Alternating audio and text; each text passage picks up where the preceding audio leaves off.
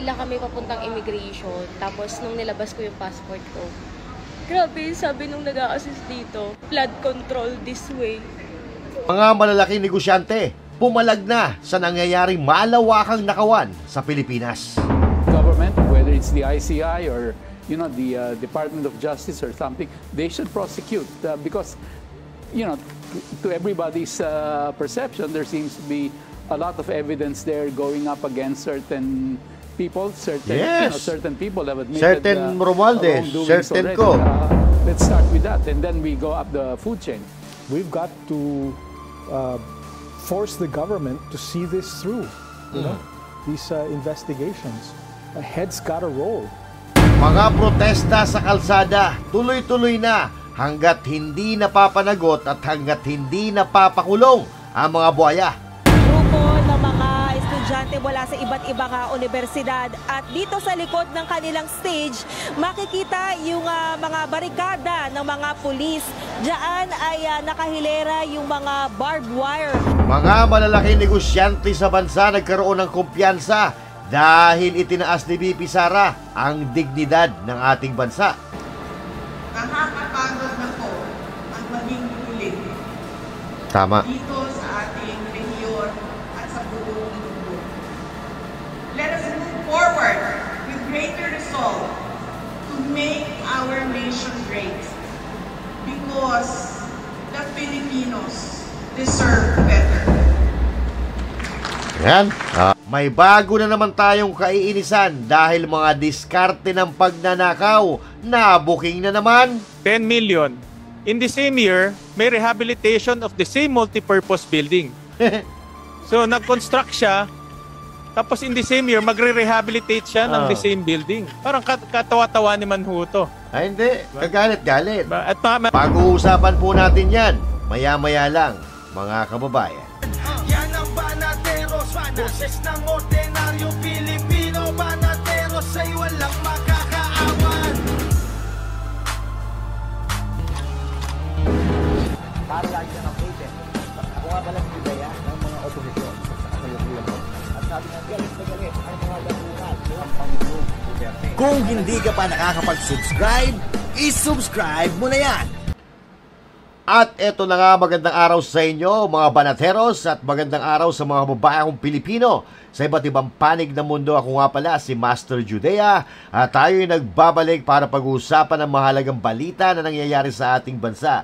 At syempre tayo nagbabalik para banatan ng mga tiwali at mga magnanakaw sa lipunan na ating ginagalawan. At syempre bago tayo magsimula mga babaeng, bisitin muna natin ang mga taong gigil na gigil, mga bashers ni VP Sara Duterte.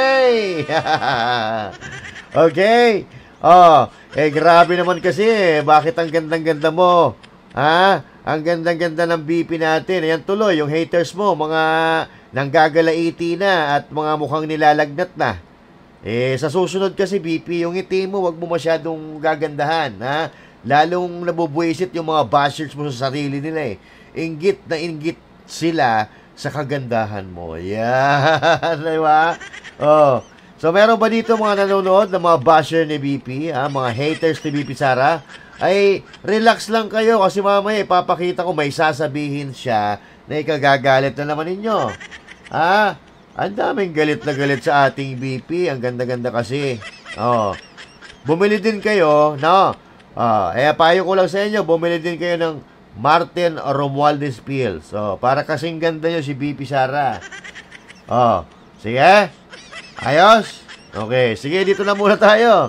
Dito na tayo sa mga tunay na balita. At alam nyo ba, mga kababayan, na talagang nakakahiya na ang ating bansa dahil lalo pong napapahiya ang ating mga kababayang OFW dahil sa mga kagagawan nitong mga magnanakaw na ito sa ating bansang Pilipinas.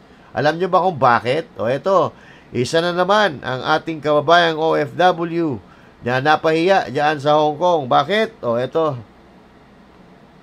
Grabe, Pilipinas, anong ginagawa nyo? Nakakahiya dito. Grabe, nasa pila kami papuntang immigration. Tapos nung nilabas ko yung passport ko, grabe, sabi nung nag-a-assist dito, flood control this way. Be, Pilipinas, anong nangyayari? Sikat na sikat tayo sa ibang bansa. Pero hindi ganito yung sikat na gusto ko. Kakaloka. Anyway, good luck. Natabunan na yata yung flood control ng Pilipinas. Ayan, bubuhayin natin ulit. Kasi sikat na sikat tayo sa ibang bansa. Kaloka. Oh, naloko si ate. So, yan po. Yan po ang nangyayari sa ating mga OFW sa Hong Kong po yan. Kapag nakakarinig itong mga banyaga ng salitang Pilipinas o nababasa nila yung salitang Pilipinas, flood control talaga yung pumapasok sa mga isip nila.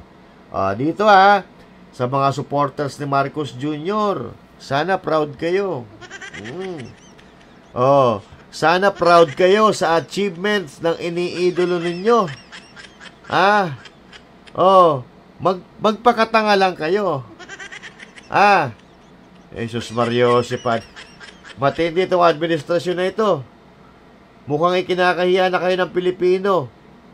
Kung hindi na kasi kaya, bitaw na. Ibigay na dun sa iba na kaya.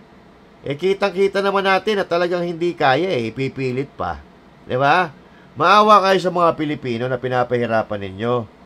Alam mo kung bakit? Walang direksyon yung pamumuno ninyo Diba? Kung hindi kayo naaawa, mahiya na lang kayo. Ay puta, wala na palang mga hiya ito mga ito Walang mga hiya ito. Pero mga kababayan, mukhang may nakikita na tayong pag-asa dahil yung mga tunay na pag-asa ng bayan, lumalabas na. Mukhang narinig nila at pinakinggan nila yung payo ni Manong Chavit Singson. Lumalabas na po ang mga kabataan, yung tinatawag natin mga Gen Z, para ipaglaban ang kanilang karapatan at mapigilan ang malawakang korupsyon sa Pilipinas. So, kanina po may protesta na naman nangyari. Eto, panoorin po natin. Isang malawakang protesta na naman ang kinasa ng ilang grupo laban pa rin sa katiwalian sa gobyerno. Pero ngayon, hindi na magkakahiwalay at nagsanib puwersa na ang daang estudyante mula sa iba't ibang universidad sa Metro Manila. Para sa Update Live mula sa Menjola sa Maynila, nasa frontline ng balitang yan, si Camille Samonte. Camille, ano bang update dyan? Nagsimula na ba ang programa?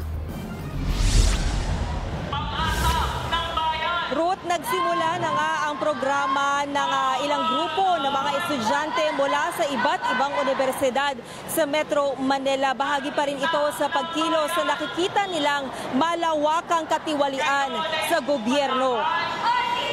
Naglabasan mula sa kanilang campus ang mga estudyante ng UP Manila habang bit-bit ang kanilang mga placard at tarpaulin. Kinokondena ng mga estudyante na nakaapekto raw sa sunod-sunod na pagtabyas sa budget ng universidad at iba pang higher education institutions ang katiwalian sa gobyerno. Panawagan nila panagutin ang mga sangkot sa korupsyon, partikular na sa mga anomalyang flood control project. 3 buwan na raw ang nakalipas mula nang maisiwalat ang anomalya, pero hanggang ngayon wala pa rin daw nasasampahan ng kaso.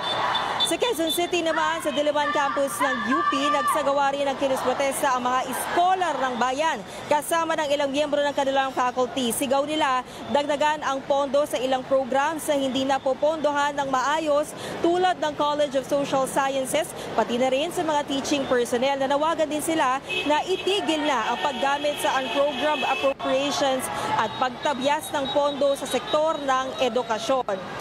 Ruth, sa mga oras na ito ay nagpapatuloy nga itong programa ng mga grupo ng mga estudyante mula sa iba't ibang universidad. At dito sa likod ng kanilang stage, makikita yung mga barikada ng mga pulis.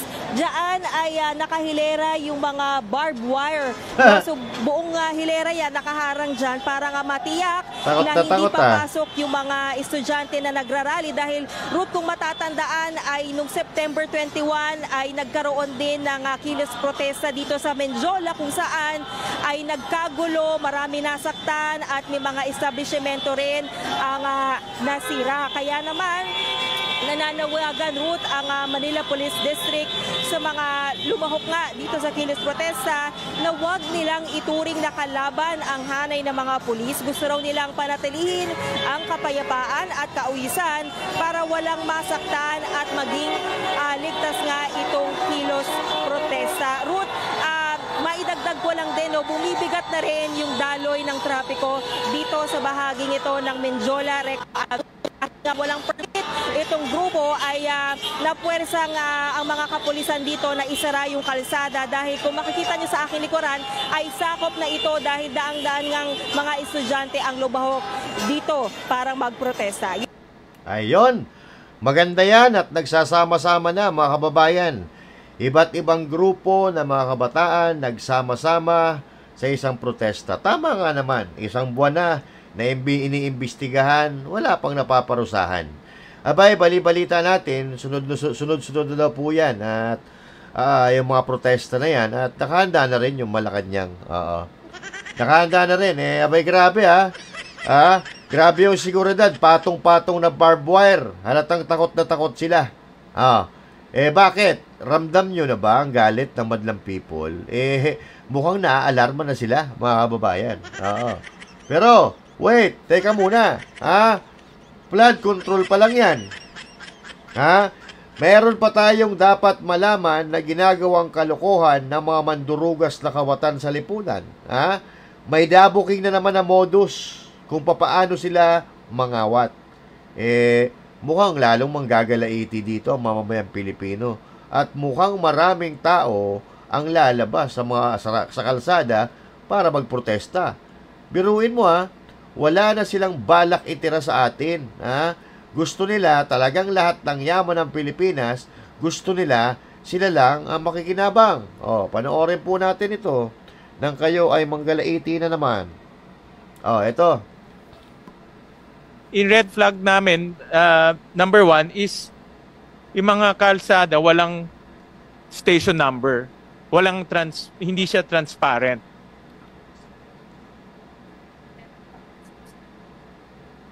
Bakit? So, this is red flag number 1. Red flag number 2, ito yung, yan.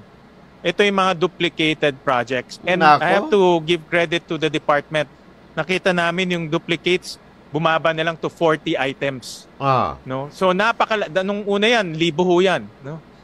So, ito, bumaba nila ng 40. Meron pa natitira. In other words, kaya sinabi nyo kanina, diba, kung meron pa, tingnan natin. Kung titignan nyo nga ho yung mga ibang projects ho dito, kunwari itong construction o multipurpose building in Putulan, City of Muntinlupa. Diba?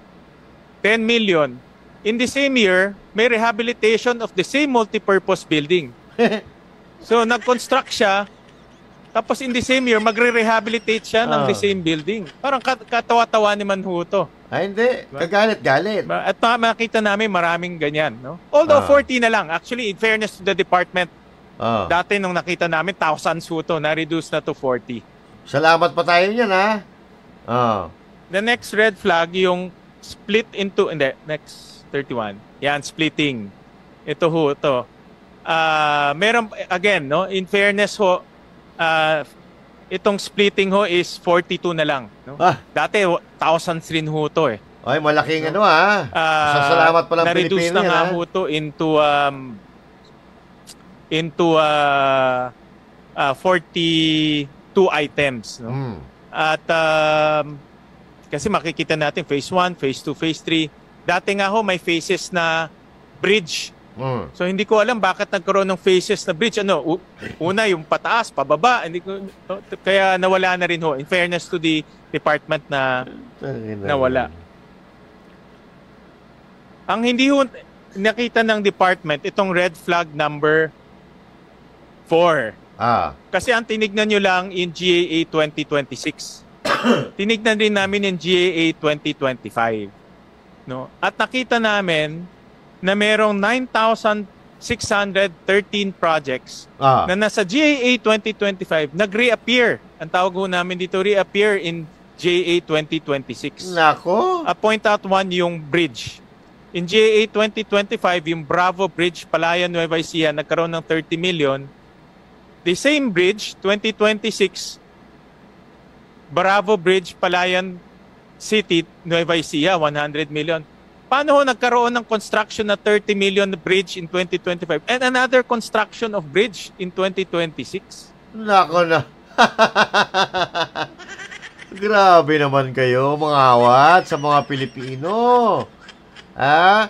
So, ayan po mga kababayan. Meron pa palang mga double project. Double. Pinondohan na ngayon, pinondohan na ng 2025, popondohan ulit ng 2026.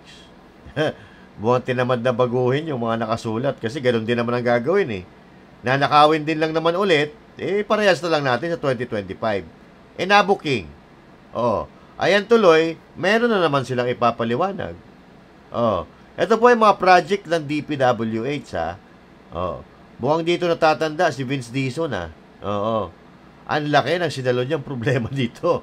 Buti nga sa kanya, tatanga-tanga rin siya. Tuloy.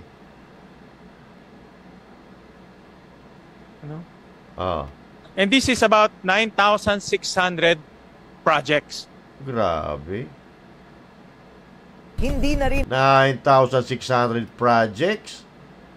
Walang hiya yan. Grabe. Ayan ang problema natin, mga kababayan, no?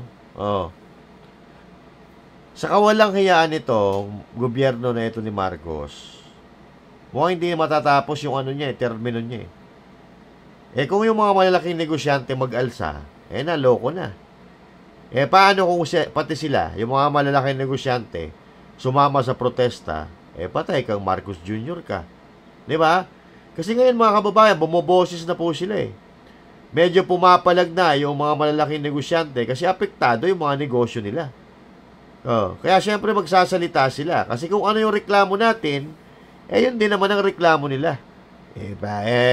Isang bansa ginagalawan natin So, kung problema sa ekonomiya, kung may problema tayo sa ekonomiya, magkakaproblema din sa mga negosyo nila.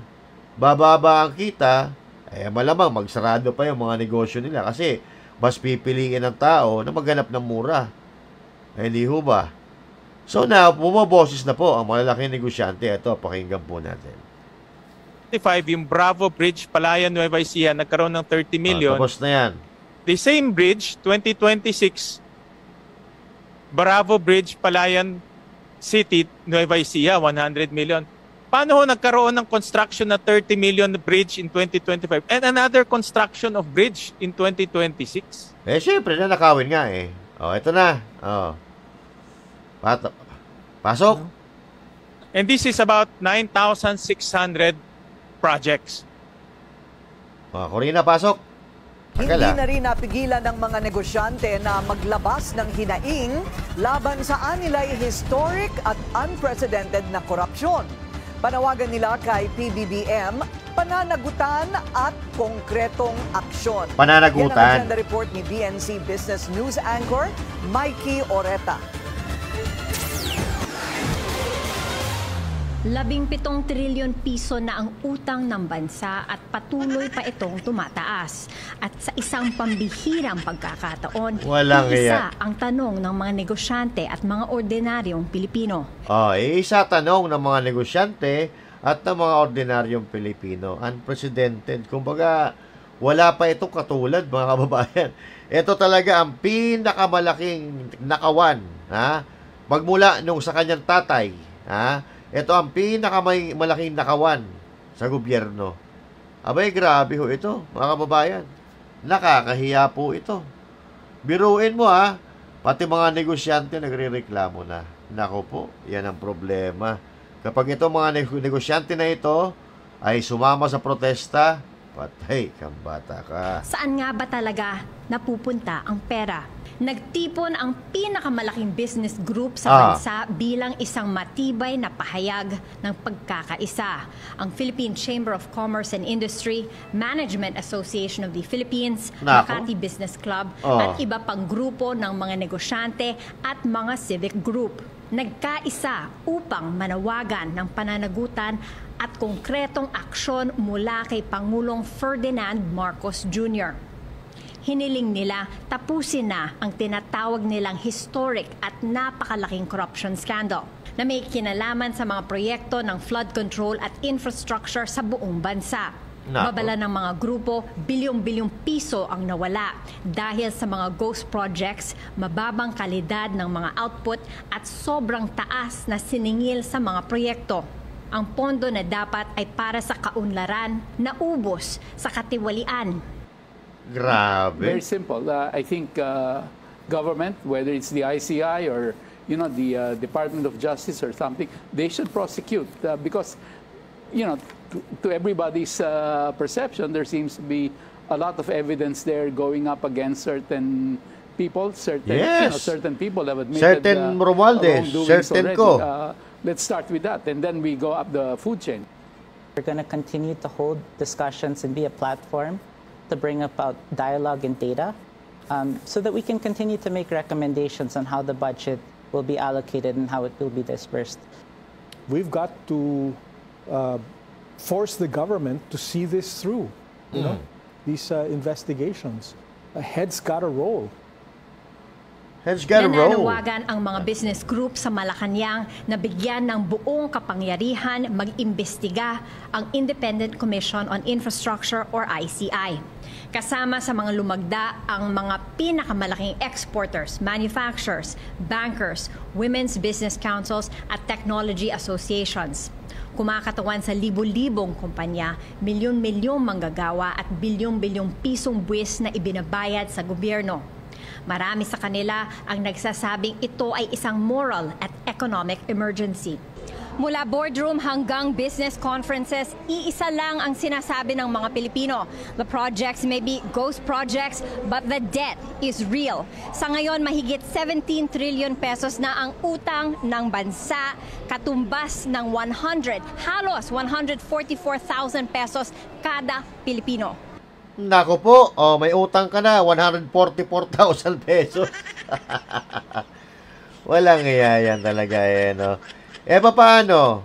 Halimbawa, itong mga negosyanteng ito ay hindi na magbayad ng buwis.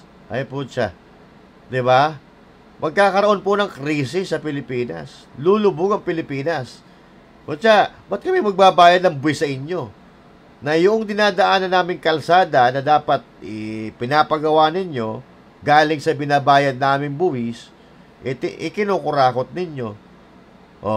Paano kung hindi sila magbayad ng buwis at sumama sila sa mga protesta ngayon? Paano kung isarado nila yung mga negosyo nila at itayo sa ibang bansa? Naloko na. Nagka-letsi-letsi na ang Pilipinas niyan. So alam nyo ba kung sinong mga negosyante yan? At saan-saan sila tipon-tipon?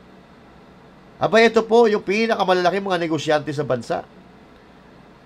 Baka yung iba may idea na kung saan sila nagtipon-tipon. Excuse me. Diyan po yan kanina mga kababayan sa Convention Center, sa SMX Convention Center. At ang speaker nila ay walang iba kundi si VP Sara Duterte. Buti na lang mayroon tayong VP Sara. Buti na lang mayroon tayong VP Sara Duterte na nagtataas ng antas ng kalidad ng pamumuno sa bansa. 'Di ba? Na hindi tiwali. Panoorin po natin ito Kasi ito po ganito po dapat makiusap po magsalita ang isang leader. Yung pinakikinggan ka habang nagsasalita, yung may conviction kapag nagsasalita, yung nagbibigay ng pag-asa. Yung iba dyan, bukod sa pabulol-bulol na nga magsalita, walang paninindigan, walang isang salita, at mukhang wala pang alam.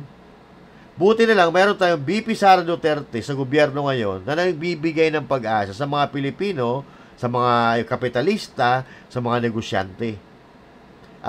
Etong mga kababayan na speech ni VP Sara Duterte, lalo kang hahanga sa kanya Dahil sa kabila ng batikos na ibinabato araw-araw sa kanya, nananatili siyang nagbibigay ng pag-asa.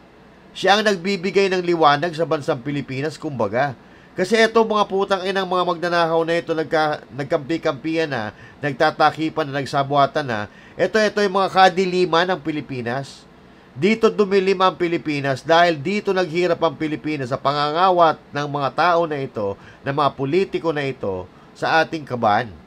sa kaba ng ating bayan. Kaya ito, medyo mababa itong video, siguro mga ilang minuto rin ito, pero pakinggan nyo kung gaano katatag at katibay ang isang VP Sara Duterte na nagbibigay ng pag-asa sa mga Pilipino na nawawala na ng kumpiyansa sa administrasyon ni Marcos Jr. maging sa gobyerno. Dapat yung gobyerno natin kinakampihan ng mga tao, kinakampihan ng mga Pilipino.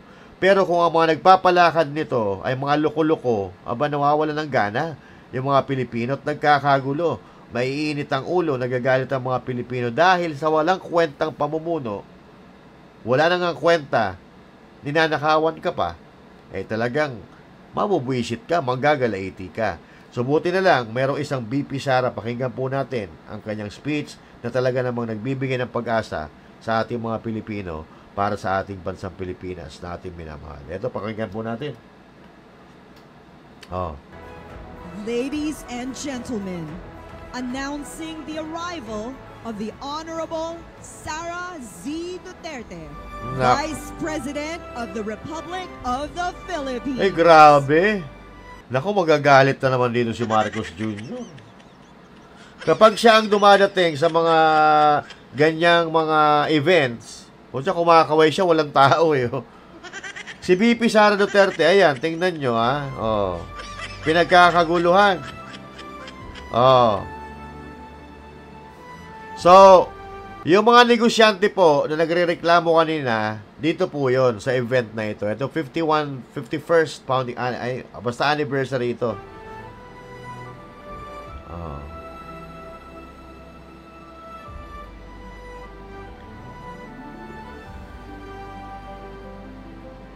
Ayan.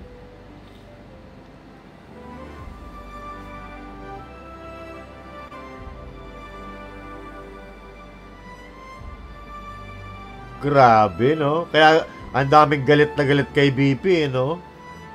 Ang daming nagpapapicture. Diba, lahat nakangiti. Kapag nagpapapicture kay BP, dun sa isa, walang kaya.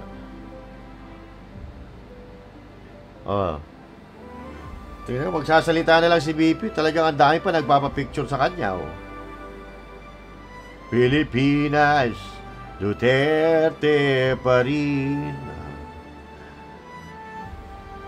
ay laban natin. Pilipinas, Duterte pa rin. Duterte talaga. Wala lang kukontra. Nagkagulo mga tao Ayan VP Sara Duterte lang sa kalam. Di ba? Yan ang tunay. Presidente yan, datingan. Malakas, matatag, matibay. Lahat nakangiti, di ba? Mga negosyante yan. SMX Convention Center, Mall of Asia. Sana pala nagpunta tayo dun kanina, no?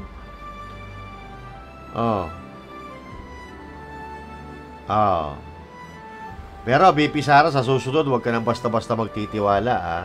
Marami mga manggagamit sa Pilipinas, lalo yung mga politiko.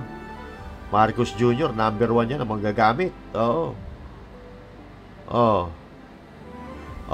Yun diba?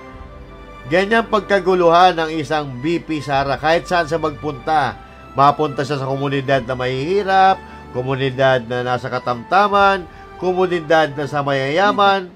Ayan na. Ayan na. Pakinggan po natin.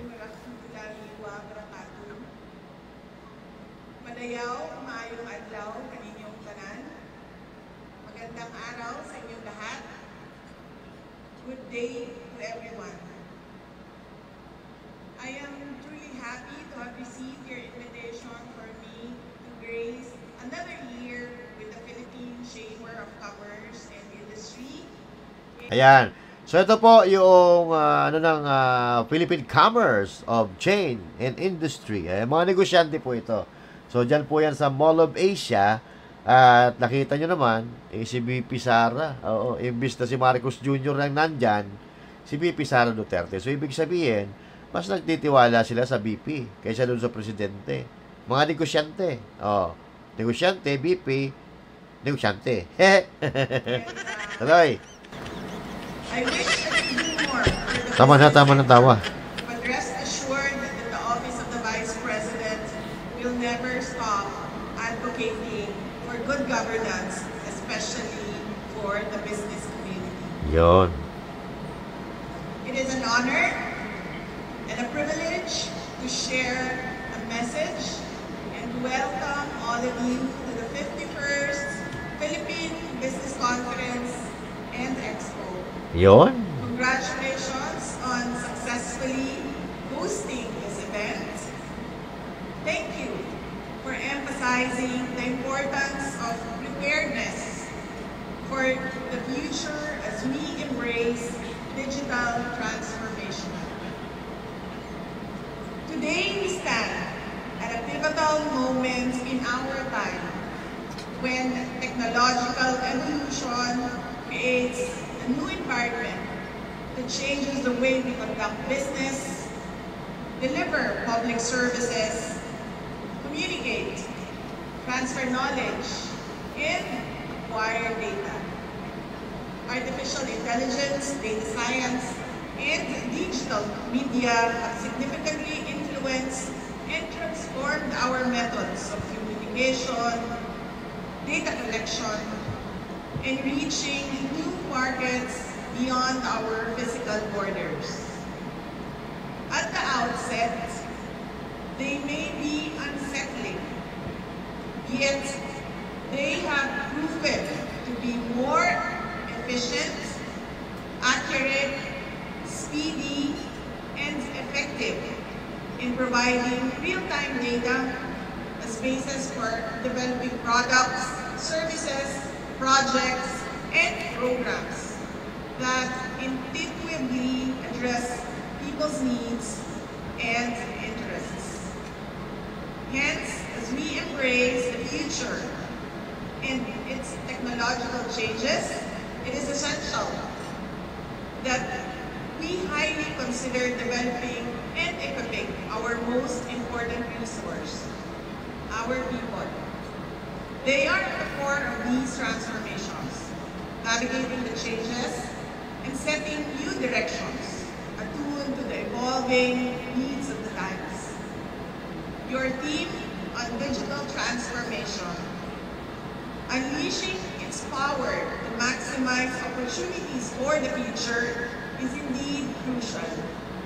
The advancement of technology is rapidly affecting our operational processes and impacting our decision-making in business, education, research and innovation, health, public administration, food production, manufacturing, aviation, maritime navigation, and aerospace engineering.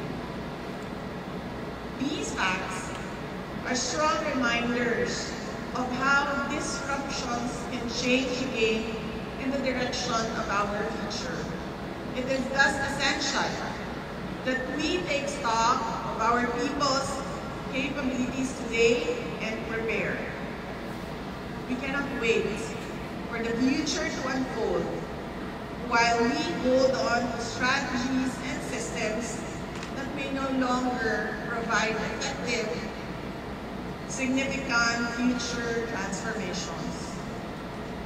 Digital transformation will be the bridge to the future, paving the way for inclusivity, training, upskilling, deep dive mentoring, and industry exposure to equip our human resources. The new skills and knowledge they acquire will prove useful as they figure into roles that require creative and innovative thinking, problem solving, and leadership. Beyond employment, let us also strive to position our people to become future innovators, thinkers, producers, and entrepreneurs. Let us hone them to be job creators and economic shapers, bringing in more dynamism to our economy as we diversify our industry mix and create a balance between producers and importers. Our goal is to maximize the potential of our human and natural resources, leveraging the power of technology and digital transformation to create growth centers. Ayun, grabe no. Medyo mahaba-haba nga ito, pero hindi nakakasamang pakinggan. Kasi maalam maalam si VP Sara Duterte. Ibig sabihin, alam niya kung sino kakausapin niya. Alam niya yung crowd niya. So, he can pwede siya magbago ng pakikitungo. Depende kung sino ang kaharap niya. So, dito kasi, ang mga kaharap niya dito ay mga businessman, mga business personalities. Kaya, medyo nag-uuminglis si VP Sara Duterte. Pero kung iintindin mo, yung kanyang mga sinasabi ay tumpak na tumpak talaga. Dapat lang naman, natumpak dyan sa event na pinagsasalitaan niya. Pero makikita mo dito yung kaalaman Meron talaga siyang alam, technology, di ba? So, ibig sabihin, future leader ito, mga kababayan. Itinatayo ni VP Sara Duterte ang karangalan ng mga Pilipino. Binibigyan niya ng kumpiyansa ang mga negosyante na kaya natin to. Oo. Mawala lang si Marcos, kaya natin ito. Oo. Kasi kung ako yung presidente ninyo, sa isip-isip ko ni VP Sara Duterte, kung ako yung presidente ninyo, hindi kayo nagkakaproblema ng ganito. Pero hayaan nyo lang. Darating din ang panahon, mawala din si Marcos dyan. Most competitive, homegrown producers, service providers, and exporters. Yan. These strategies will be significant economic drivers that will help create local jobs, increase domestic activities, and spur development and progress in domestic and micro economies across the Philippines. Beyond physical development, digital transformation will be our strategic tool for better governance and nation building. It is our tool to facilitate innovation and enhance our capabilities in delivering public services and responding to disaster, crisis, and emergencies. More importantly, it is our weapon against corruption. As we digitize, we automate our processes, make data and all government transactions seamless, orderless, and transparent. And we leave no room for scrupulous backdoor transactions. We take away the power of corrupt leaders Nako. to manipulate public funds and capitalize on people's money for their personal interests, greed, and political ambition. Yan naman. Palakpakan no? Sa mga political. Hindi ko inaasahan to Hindi ko inaasahan na may banat si VP Sara Duterte dito. Meron pala siyang banat dito sa mga buhayang politiko, mga mandarambong-bongbong na politiko, mga kawatan na politiko. Na ito naman talaga. Ito ang dahilan kung bakit naghihirap ang Pilipinas. Busog ako. Ito, sila ang dahilan kung bakit naghihirap ang Pilipinas sa kanilang pangangawat. Imbis na yung yaman napupunta sa dapat nakapuntahan na ikagagaan ng buhay ng mamamayan, mapanegosyante, ordinaryong Pilipino, nabubunta sa mga bulsa nitong mga kawatan na ito. Kaya, dapat talaga, wakasan na ang pagdanakaw. Wakasan ng nakawan. Kung hindi mawakasan ng nakawan, yung nagdanakaw ang wakasan. Diba? The welfare of the people. Yan. Our highest priority. Tama. Technology will be our powerful tool to impose checks and balances, monitor paper trails, Yan. eliminate arbitrary and politically motivated decision-making, and prevent unconstitutional budget insertions, Yan. incurring political favor at the expense of the people's money. If technology is a blessing to modern society, then let us use it to protect the people's rights and welfare. Yun. The right to have better governance. The right to have better opportunities in our homeland. And the strong political will to put our leaders in check when they have unforgivably gone beyond the authority that the people have vested in them.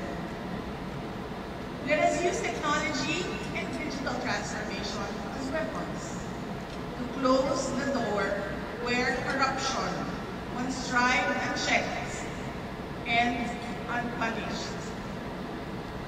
Our readiness for change brought by digital transformation will test our capability and agility in embracing technological evolution. By investing in our people and developing our capacities today, we can strategically take advantage of future opportunities and create a stronger, more resilient, and more competitive nation. Nakakapagod na po ang maging hilig Tama. dito sa ating rehiyon at sa buong mundo. Let us move forward with greater resolve to make our nation great because the Filipinos deserve better. Yan. Oo. Mabuhay ang Philippine Chamber of Commerce and Industry. Mabuhay ang bawat Pilipinong tunay na nagmamahal sa Pilipinas. Yan.